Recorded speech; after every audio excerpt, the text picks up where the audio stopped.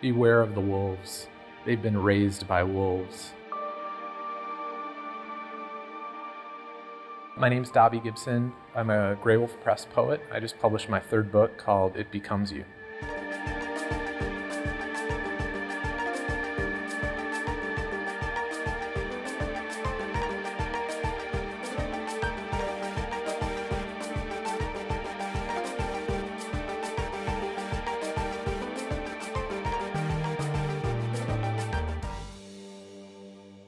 Playfulness is really important to me as a poet.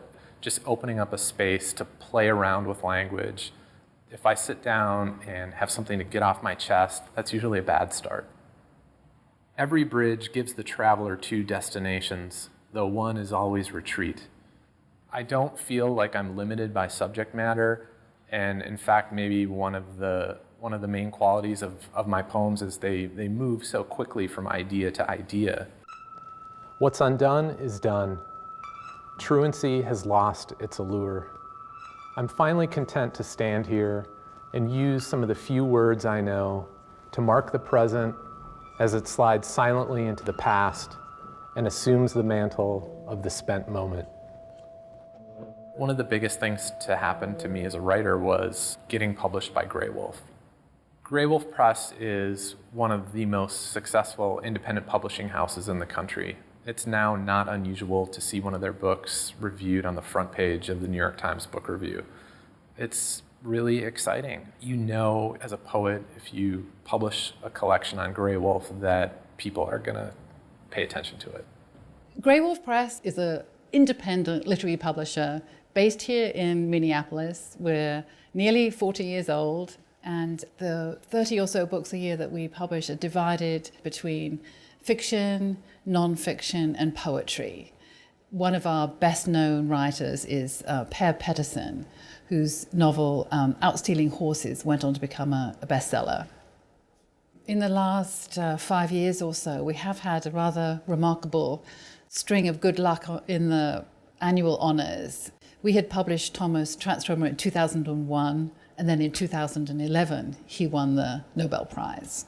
And then in 2012, we had the Pulitzer Prize-winning poet Tracy K. Smith.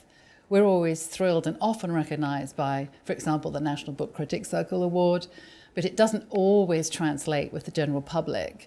But when we won the Pulitzer Prize, everybody understands and knows that prize. Jeffrey Schatz, he's our poetry editor and our secret weapon. He has consistently chosen really excellent poets. He's got excellent taste, and he's very good at giving feedback to the poets and taking their manuscript from one level to another. What I do as an editor is first, reading and evaluating manuscripts is a major ongoing process. But then there's the actual kind of editing and working with authors. So once we get an author under contract, working with that author to make the best possible book. The process for It Becomes You began with me sending Jeff just the latest 5 to 8 poems that I'd been working on. And that conversation continued over a couple of years, 3 years probably, before I even had a manuscript that I could call a book.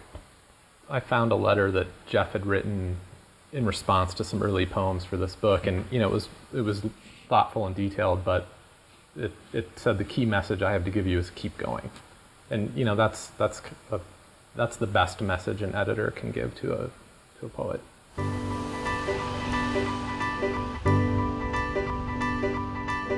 Good evening. Thanks. So great to see so many of you here to celebrate the launch of Dobby Gibson's third book, It Becomes You. Please welcome Dobby Gibson. Book launches in particular are tough. You're saying goodbye to this book. You can't change it anymore. But it is really exciting and rewarding to celebrate it.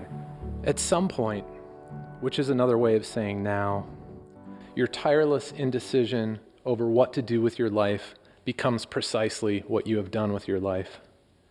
You've snorkeled in a few feet too deep. The elevator pauses precariously before opening. For the littlest eternity, there's no one to meet the arriving aircraft and unseal the cabin door. Head north long enough and you're eventually heading south, but when you wander west forever. God forbid any of us should ever get what we want.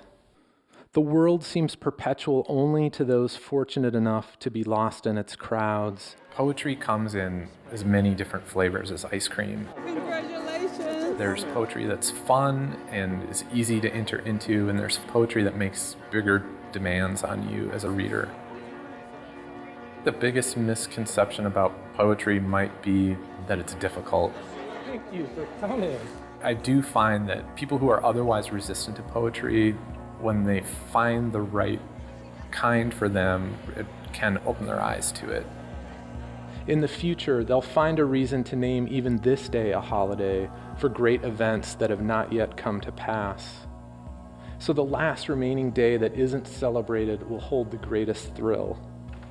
Like today, for now, just the feeling of raking a little snow from the roof in the December dark, which is the place I'll wait for you in the end, our last candle in my hand.